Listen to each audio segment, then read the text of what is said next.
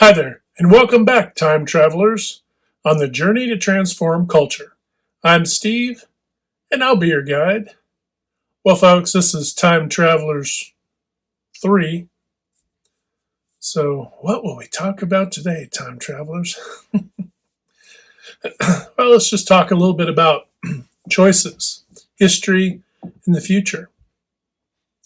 Obviously, if we're time travelers, we came from somewhere, right?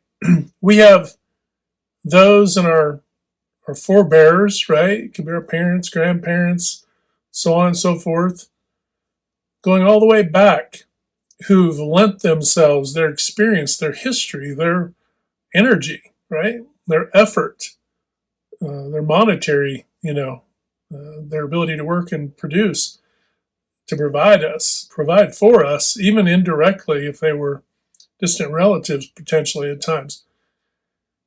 But our forebears have done a lot. They made choices, and think about this. You are the result of a myriad, a vast and myriad set of choices by numerous people to get you where you are right now. And even more so if you're watching this video, right? so, but your history, right? That's your history. That's your personal history, goes back as far as it can in your life. But before that was all that groundwork. And think of it this way, those forebears were also time travelers, right? They were time travelers themselves. And while some may have thought about the future and their children, grandchildren, and so on, many didn't, right? Many didn't really, they were caught up with just survival in many instances to the extent that that makes where we are now even more amazing when you think about all the options and choices that people have and directions in life. Even if they didn't have much, they still had choice and choices to do and to not, and to come and to go and to travel and to stay and to do all the things, right? Change careers, embark on others, take a chance here, take a chance there, victories, failures, successes, struggle, all of it culminated in you being where you are right now. And I think that we don't often give this journey that our forebears had been on, right? I don't think we give it much credit or give it much thought. In some cases, we might think back, well, yeah, acknowledge a blip in history that you remember that contributed, and maybe some great grandparents and so on. But I don't think we've truly really grasped the depth and breadth of their experience and how it led to us being who we are now today, right? And then, of course, that kind of leads into the now. How many are really regarding that, living their day-to-day lives, making choices? If you're an organizational leader or a team member at any level, whether it be an actual organization, a family, community, doesn't matter. How many of us now make decisions and actually consciously have that history in our back pocket that we think to ourselves, hey, I need to do this because this is what my grandparents would have done. What would my grandparents have said, right? What would my parents have said? What would my XYZ have said, right, about this or that? And it doesn't mean we got to live for the past, right? That's not what we're saying. But we do need to remember that even though they didn't have the technology during their time, they had a lot of essential groundedness that sometimes I think we can forget. We can forget the value of connection over the result of what that connection brings, especially if we're talking about organizations where we often think of servicing customers and so on, but we don't necessarily think of the humanity, right, that goes into what we do, that creates the kind of the magic, if you will, the magic of what we produce or the service we provide. right? And then that can ripple its way out too into other areas of your life. And you can ask these same questions. Are we really thinking about the humanity that got us here and the groundedness? Obviously, as the generations will move forward, we're going to get smarter, but we also have to get wiser. We also have to grow in wisdom too, right? And that doesn't mean we're going to be perfect. It doesn't mean we measure ourselves against the past. It doesn't mean those in the past never made a mistake won. In fact, think of it this way: some of the reason we are here is because they made mistakes that society may have called out, right? And literally drug them through the mud and all the different things. Somebody who breaks away from the family tradition or business or expectations, right, to go off and do their own thing, and then they create a flourishing. I use a company as an example. It could be anything really, right? But they create a new flourishing company that now provides so much for so many, even outside their own family line now, right? And where was the quintessential turning? You say fork in the road.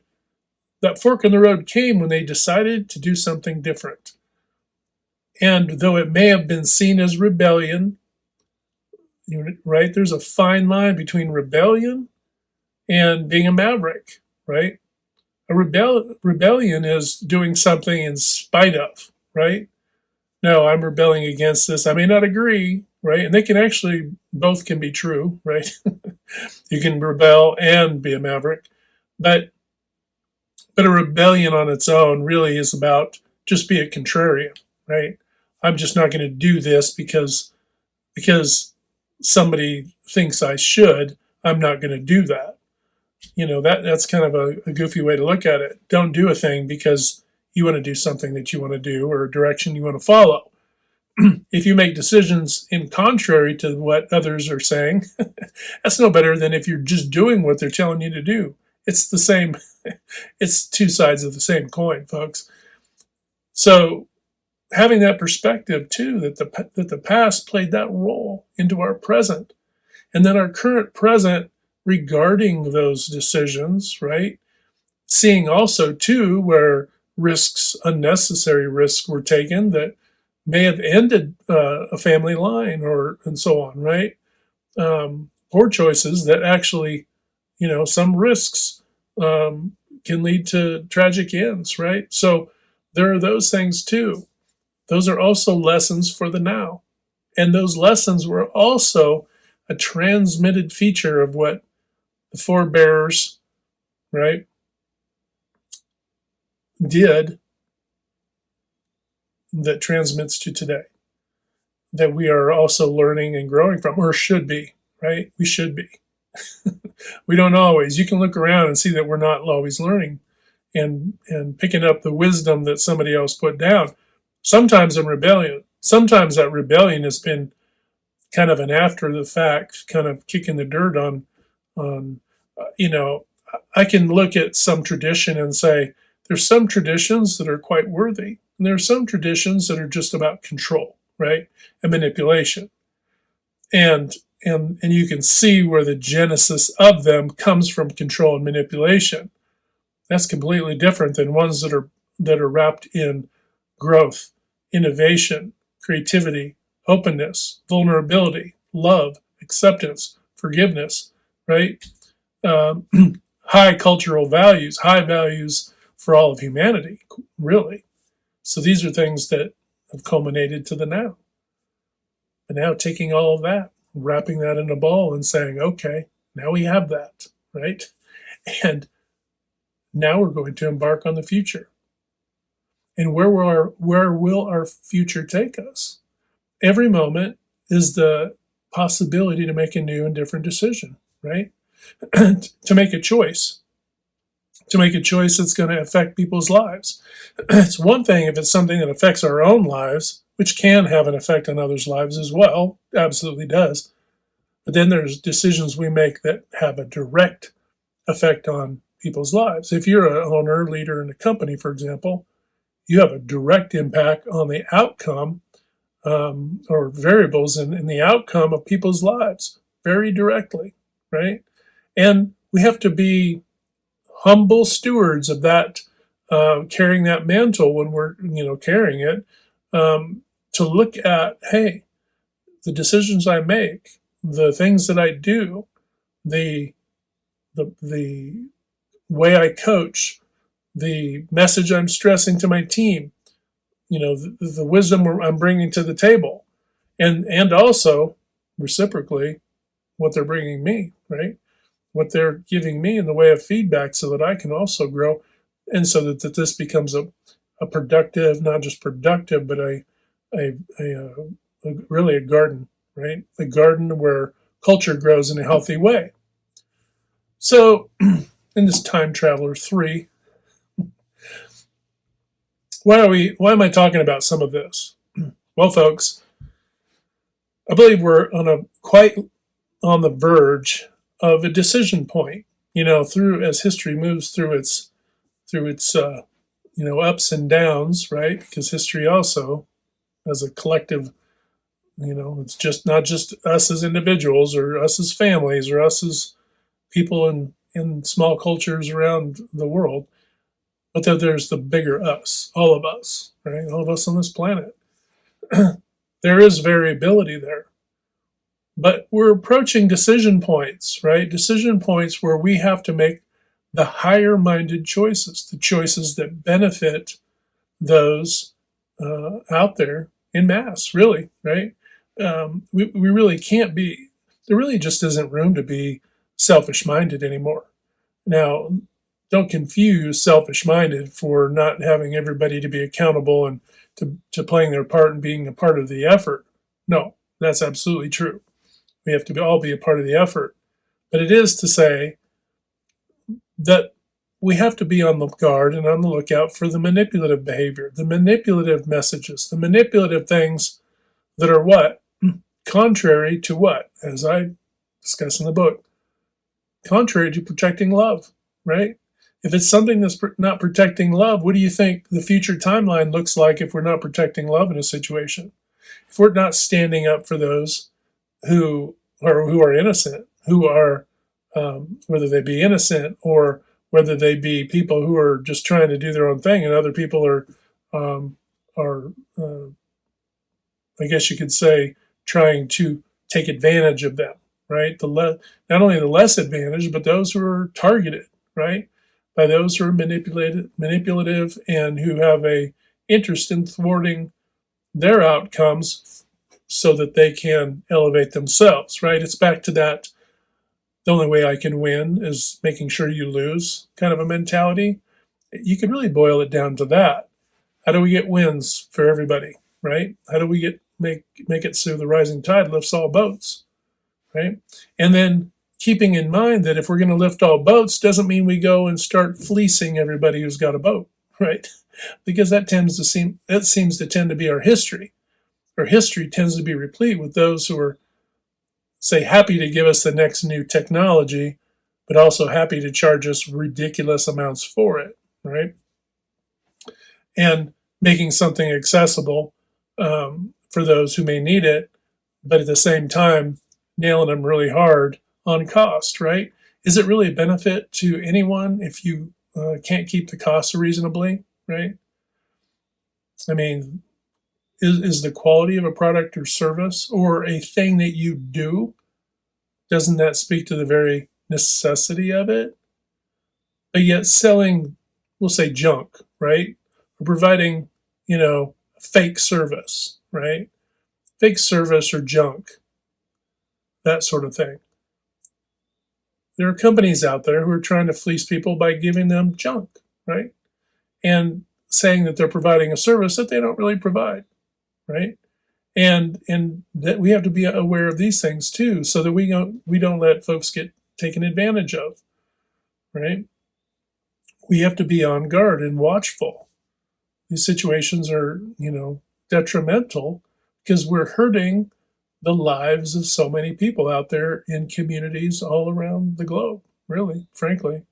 And not only that, all of this has a ripple effect. You might say, well, that's a micro, comment. Well, it's a micro, but you multiply that out, right? And a whole bunch of raindrops can turn into a tsunami quickly enough. And tsunamis typically don't bear good fruit when they're coming at you, right? So the thing to keep in mind here is it's not necessarily these micro things that occur, but it's the cumulative effects of all these micro things that we don't speak out against, right? Now, I'm not talking about grandstanding for a social platform to push an agenda that allows me to win so others lose, right? that's again not what we're talking about. We're not talking about giving anybody an advantage over others necessarily or unfairly. To be honest with you, what we're talking about here is those who would manipulate others, and it doesn't matter. I'm using an organization because an organization is perfectly capable of providing junk, right? And it's an easy example to point to, but you could just as easily point to any facet of culture, right? People making promises that they can't keep, essentially, right? And or they fall short of continuously, right? Um, let's say a customer wants XYZ product, company goes out, oh, we can make it for you for that price, and then come to find out when it was engineered and all the costing was put into place, they basically didn't take in all the parameters for production. So what does that mean? It means it's costing more to make it, which means what? That means that now I'm going to have to raise the price on people who wanted this thing somewhere down the line. They may eat it for a couple of years, but then boom, they blow it up. Not every situation of blowing up the price of a product is because it got so much better. Sometimes it's because somebody screwed up 2 or 3 revisions back and they're making it at a loss, essentially, right? Making it at a loss, and they're going to try to recoup it all at once, a couple revisions down the line. And so you see where this might happen. Well, let's talk about COVID, right? COVID came. What did we see? Well, let's go back further. Let's go back to the Y2K. Y2K, well, our refineries, XYZ, 1, 2, 3, we got to pay for all this infrastructure, to get prepared. Turns out it did nothing. But one thing I can tell you, gas prices, at least in the area where I was, were about 89, 92 cents a gallon, jumped up to $1.65 a gallon, almost doubled overnight with no impact. The Y2K had zero impact. I'll just sit on that example. Had no impact, yet gas prices never went back to what they were, right? It was an opportunity to fleece the public at large, right?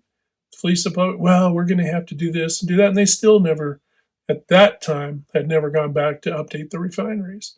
So it happens all the time. And that's just one obvious example that played itself out overtly in public. And you can go back and look it up.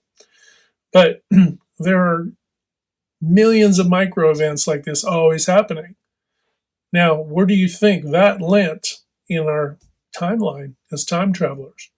Well, think of it now. Look at the energy costs we're paying for now.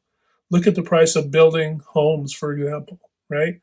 Look at the cost of housing in general. Look at rent prices for people. They've tripled, right? In the last 10 years, they've tripled. It's unheard of. There's no more value, zero more value, okay? Oh my gosh, that thin stainless steel that they wrapped that potential appliance in, it didn't require tripling rents for folks. That's just ridiculous. So you can see these are just small examples. I don't say small, they're pervasive. These are global, right?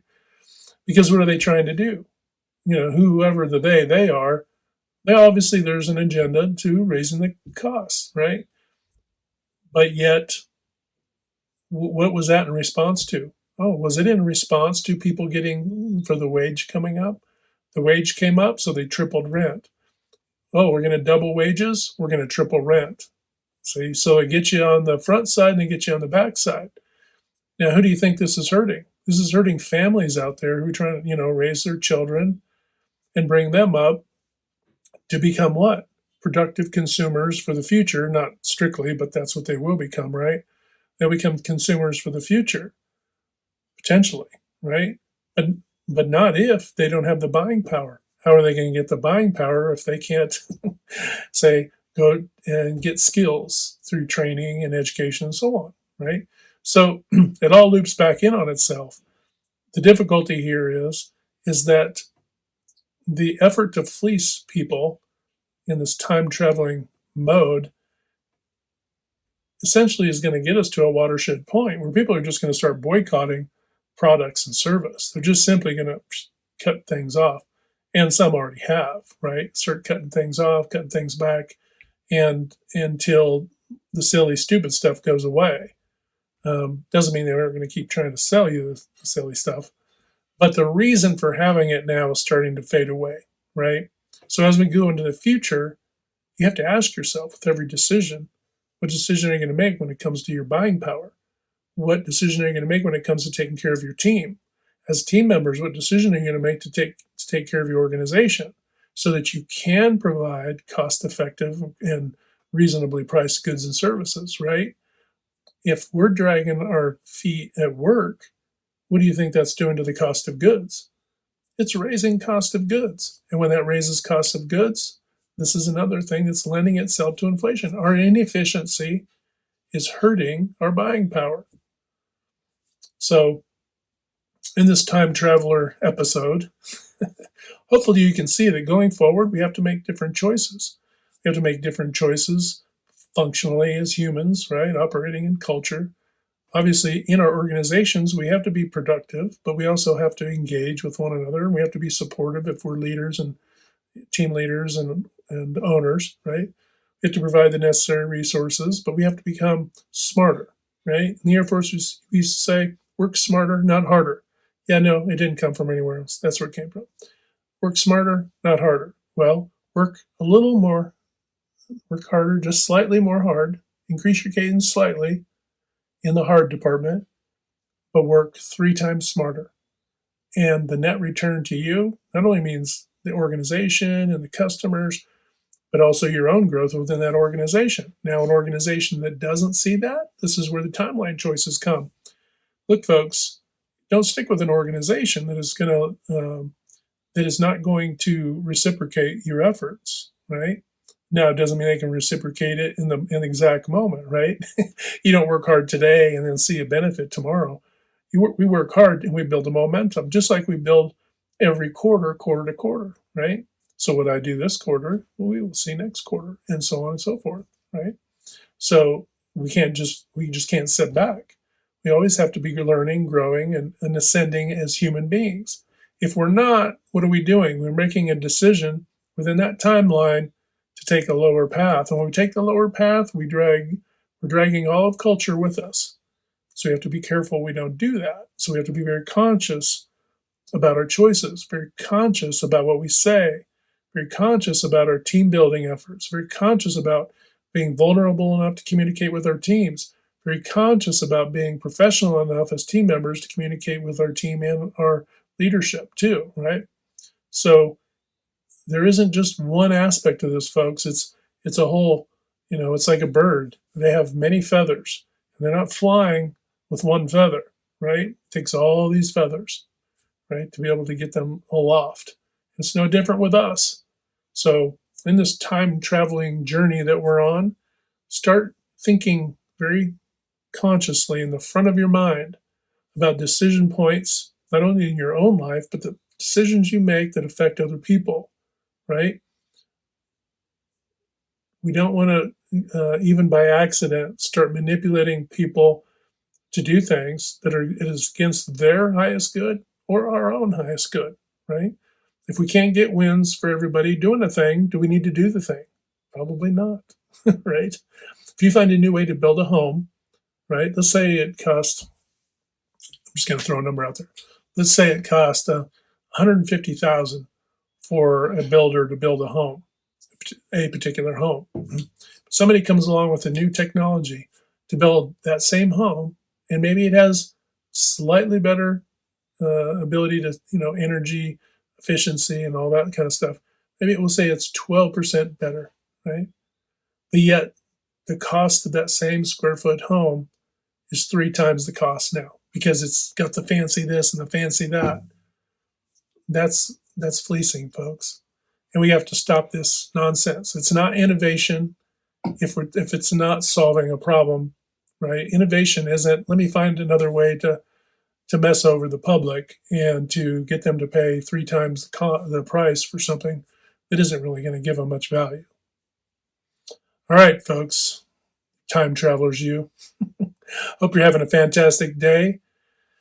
Remember to hit that good green domino 3 to 5 times a day to uplift, motivate, inspire, and just encourage one another. When we do that, not only are we helping to transform culture, not only are we affecting our timeline in a positive way, but we're also growing ourselves. We're becoming wiser and better time travelers ourselves, right?